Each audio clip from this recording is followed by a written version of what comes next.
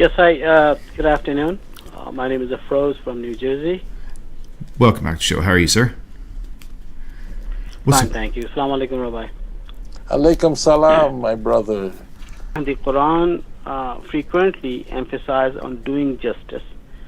For example, in chapter Al-Ma'idah, verse 8, it says that do not let the hatred of a people prevent you from being just.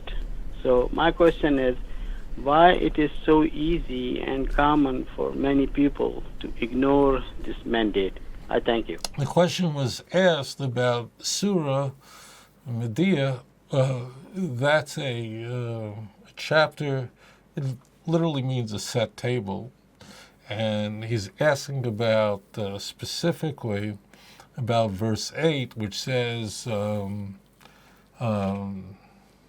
you who are believers, that you should be steadfast for God and bear witness to justice, and let not the hatred for a people lead you to be unjust. Be just, and that is nearer to reverence, and reverence God.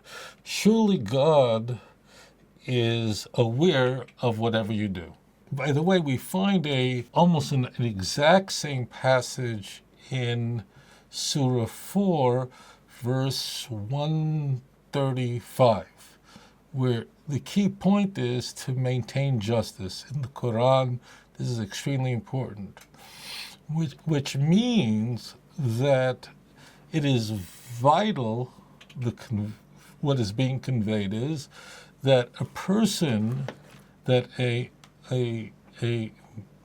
Quran is conveying that a person who is a true believer should not allow their emotional feelings or their own bias against those who are not believers. That should not in any way interfere with their sense of justice, handling every situation according to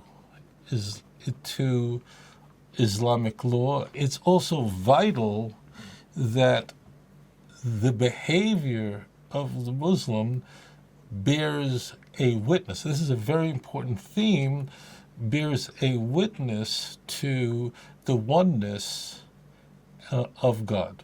Okay? So what is being conveyed here is that it is vital that that those who are followers of Islam, those who are true believers, should act with justice and not act out of their own hatred. And we see today, in fact, that we have problems all over the place, but we see today it's a very grave tragedy that that those who abuse Islam for their own anger and rage, and it's not just here, but we see this very clearly that in the Hadith. The Hadith is is a record or of the sayings and the behavior of Muhammad. There are thousands of them. Okay, thousands of them. However, many of them are spurious. When I say many, tons of them are. And that means that what happened, and all Islamic scholars will tell you this, that there were people who, we see it today with ISIS and all these people who are slaughtering their own brothers. They're picking passages out that appeal to them. And in fact, later on, after Muhammad, there were warlike Muslims, and this is, by the way, not the opinion of a rabbi. This is all Muslim scholars know. I mean, I'm not talking about the maniacs, okay? You know what I'm talking about. Serious, sober, thoughtful, deeply devout Muslims all know this. The Quran is a book that is revered as the most sacred text, the Word of God to every Muslim. But the Quran, it's important to understand, is not written like other literature. It is not in any order at all.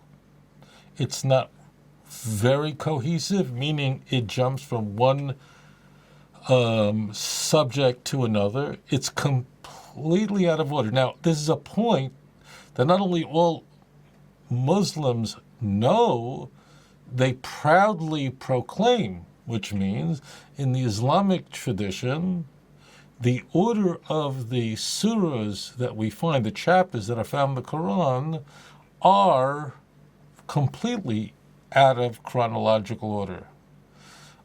Surah 5 is an example, the surah in question. Even though it's number 5, it really was written at the very end of Muhammad's life, at the end of his career. There's an argument of exactly which is the last surah. Probably 108 is, but that's not the way. The point is that in the Islamic faith, it is God's will that the order of the surahs, although they're not in chronological order and they're not cohesive, you can't just read a Quran and go, oh, like read it through like you're reading a magazine. Forget it. Now, one other point. Many, many Muslims, especially I live in Indonesia, a country, the largest Islamic country in the world. Most Indonesians are by far are not fluent in Arabic, but they can read it in prayer. And of course, there's some kids, they have kids who know the whole Quran by heart, and they go through it throughout Ramadan, amazing. But in the non-Arab speaking Islamic world, it's read, but the Arabic is not really understood. In the Arab world, of course, they understand it. So just understand that the Quran, because it is not written in chronological order, and when I say it's not cohesive, which means you can be in the middle of a surah and bam, it will just move and change and move from one topic to another and you have to sit and study this to understand, if you're interested. Not saying it's very, I mean, to every Muslim, this is the most sacred text, and every text is measured against it. But it's not something that could be studied lightly. You need tafsir, you have to study very, very carefully. And the key point is that the Quran is extremely vulnerable for abuse on all sides. The haters, the this, the that, because you can take a text and you don't understand what it's talking about, and you can go flying with it. And in fact, when ISIS quotes a text, they can quote a text, and you think, who knows what, but you have to know what it's talking about. Is it historically talking about that time? Is it talking about another time? One other point is the Hadith, which is the Sunnah. This is the purported sayings or actions of Muhammad. Many of them were invented. And all Muslims all know that. There are only some of them where they have I'm not going to go into this, but they have an order attached to it of who said it. You have to show that the link is directly to the prophet, whatever. This is part of the Islamic faith. And most of them are corruptions and written later. And there's a variation. There are actually many schools on this. I'm not going to get into this. It's very complex. There are actually different schools on the Hadith. It's actually in Hadith science. I'm not going to get into it. But all the Muslims who are really devout and not the crazies, they know, this is widely known, that many of these supposed sayings of Muhammad were never said by him, and they were invented later on by warlike haters and so on that put these words in Muhammad's mouth so they can carry out atrocities. These are not these are not the words of a rabbi. All the scholars will tell you that. Okay, this is a very complex topic, so it needs to be understood. So therefore, this is this concept that people who are Muslims are not allowed to warn, not to let their hatred for people lead them to transgressions.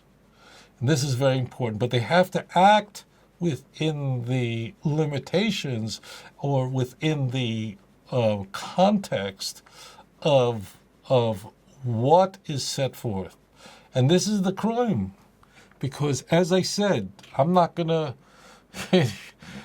This show is not for the faint of heart, and I'm not Mr. Ecumenical. I lay it down as it is. Incidentally, what I'm sharing with you is not like I sat and came up with this. All the serious scholars, Islamic scholars, who are serious, not the crazies, okay? They will all tell you exactly what I just said, and in fact, this is the consensus among all the tafsir, meaning commentaries, on this passage.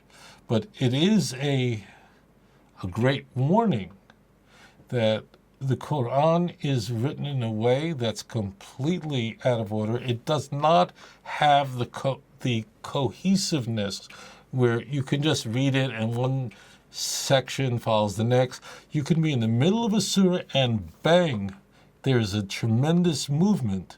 And then there's a statement made which might surprise you.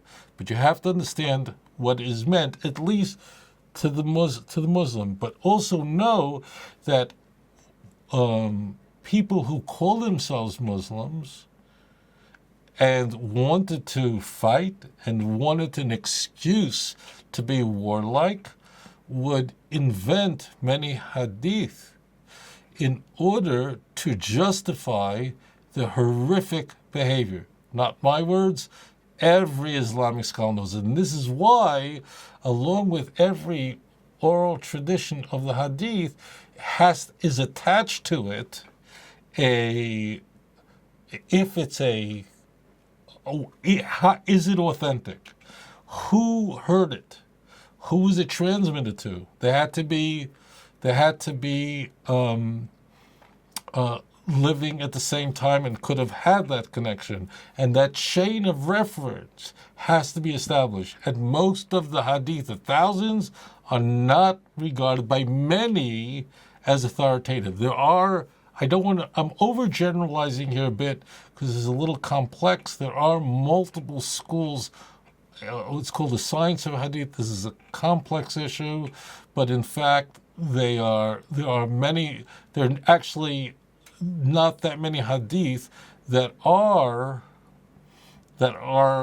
absolutely universally accepted. In fact, incidentally, the most well-established hadith of Islam that has, I think, I could be off on this, maybe 60 different chains. It's amazing, is that anybody who misrepresents what Muhammad said, this is the most well-established hadith. Now, I'm a Jew, I'm a rabbi.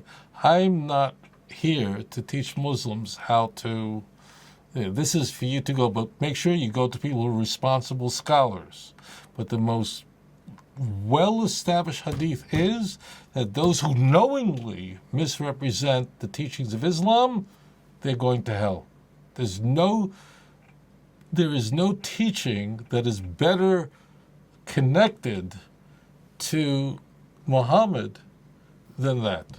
So therefore, people have to, I'm not saying that I'm a rabbi. I'm not here this is for responsible Muslim religious scholars to teach, not for a rabbi. But if a man calls in and asks me on the show, what is my opinion as a Jew, so therefore I'll explain to you. And of course, the reason why I'm taking so much time is, I'll just mention one thing, because I know we have to run, but a point should be made, and that is monotheistic religions are not eclectic. Generally speaking, pagan religions are, but monotheistic religions are not. If you have one God and no other, la ilaha illallah, so Shema Yisrael Hashem Elokeinu Hashem Echad La'avdil, then there's not much room for anything else, you know what I'm saying? But this is an interesting point that, in fact, Judaism has respect for Islam. And in fact, if you ask almost any Islamic leader, even those who say it's crazy, there's some nut jobs completely, forget them. We all have them.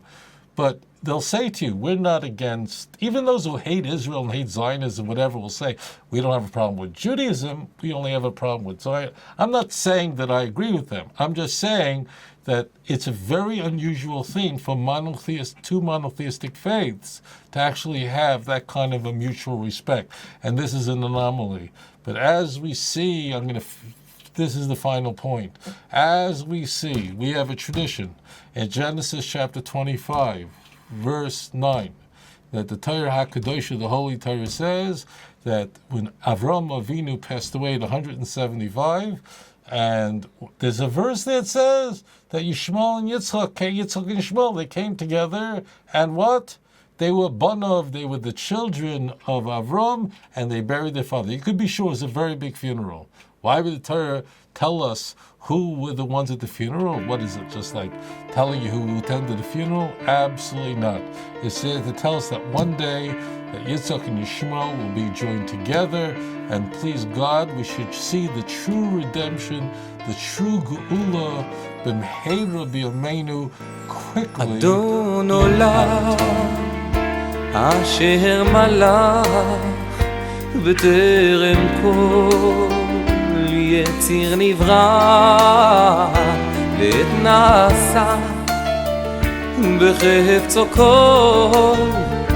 אזי מלך שמו נקרא, ואחרי ככלות הכל לבדו ימלוך נורא, והוא היה והוא עובר והוא יהיה בתפארה. אדון עולם אשר מלך בטרם כל יציר נברא, לעת נשא בחפץ הכל. אזי מלך שמו נקרא, ואחרי ככלות הכל לבדו ימלוך נורא, והוא היה והוא עובר והוא יהיה בתפארה. אדון עולם אשר מלך בטרם כל יציר נברא, לעת נשא בחפץ הכל. אזי מלך שמו נקרא, ואחרי ככלות הכל לבדו ימלוך נורא, והוא היה והוא עובר בתפארה, והוא עובר והוא יהיה בתפארה. אדון עולם אשר מלך בטרם כל יציר נברא, לעת נשא בחפצו כל. אזי מלך שמו נקרא, ואחרי ככלות הכל לבדו ימלוך נורא, והוא היה והוא עובר והוא יהיה בתפארה.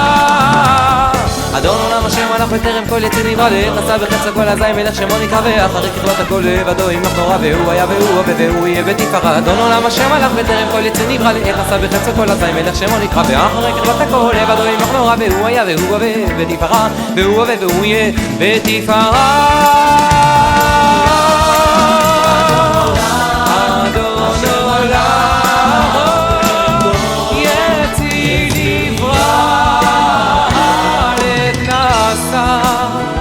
בחפצו כל. אזי מלך שמו נקרא.